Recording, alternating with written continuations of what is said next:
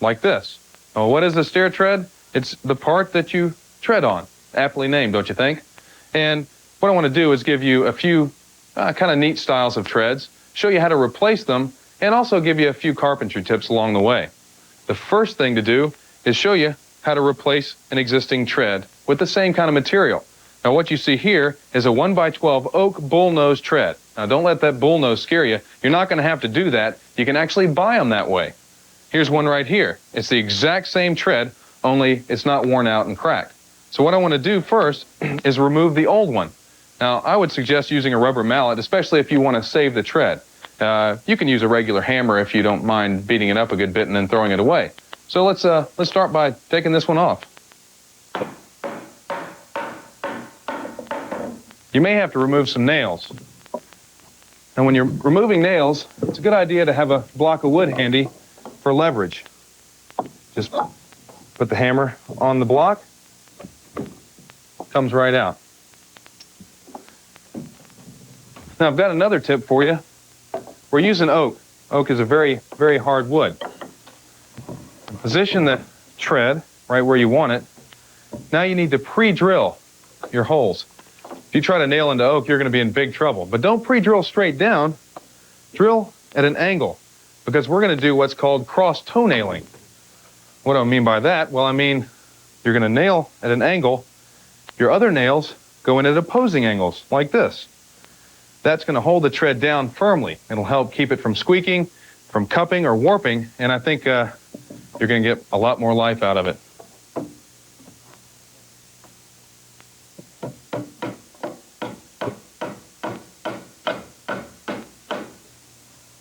And don't forget to countersink your nails.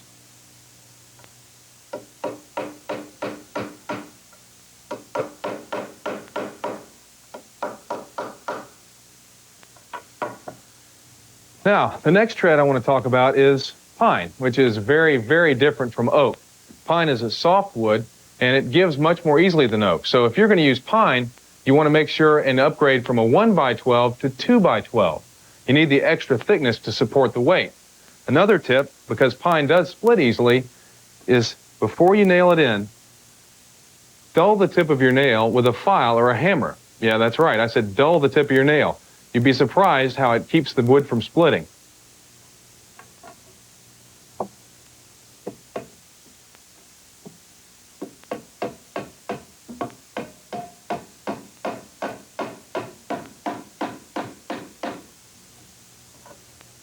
And countersink that one as well.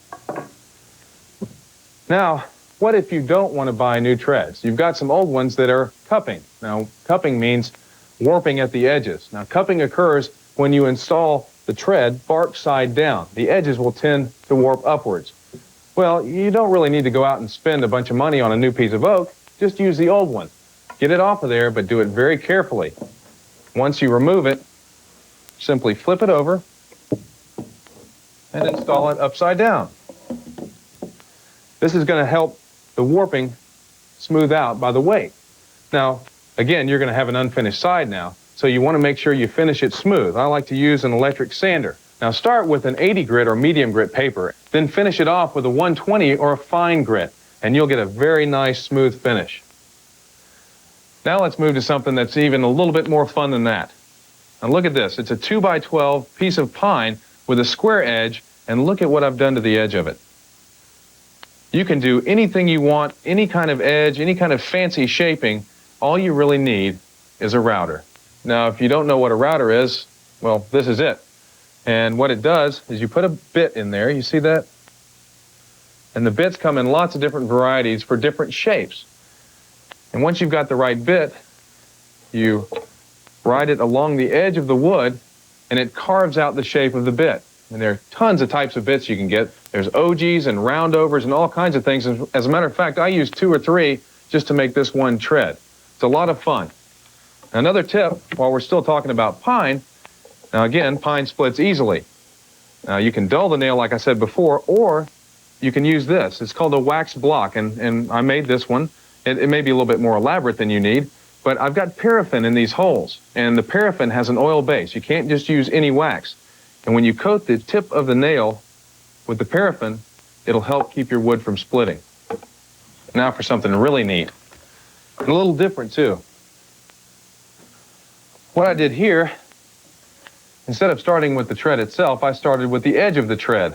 This piece here, I found a piece of molding I really liked, and I said, wouldn't that look neat on my stair tread? Then I had to get a piece of oak and build it up with plywood on the back so that it would meet my dimensions. Of course, if you bought a piece of oak that thick, it would cost you a lot of money. Nobody will see the bottom. Then a piece of 1x2 for the edges, glue, and install some screws. You're in business. Then all you have to do is sand it smooth, and look how beautiful that turns out. Now, for the pièce de résistance, so to speak, this bottom stair is oak again, and it accommodates some newel posts that'll go on the corners. And again, it's the same oak stock. I just rounded the edges all the way around, and you can use a compass or a string to draw your line there. And then, since it's going to support some extra load, especially on the ends, go ahead and use screws instead of nails here. Now, you need to countersink them. That's easy to do. You just drill a hole for your screw, then drill a larger hole for a wood plug size, like 3/8 of an inch. Once you put the screw into this hole, you cover it with a plug, hammer that down, and sand it smooth, and it's going to look beautiful. So that's probably all you wanted to know about treads and more. But I'm glad I could help you out. Now it's time for me to take a look at those other treads.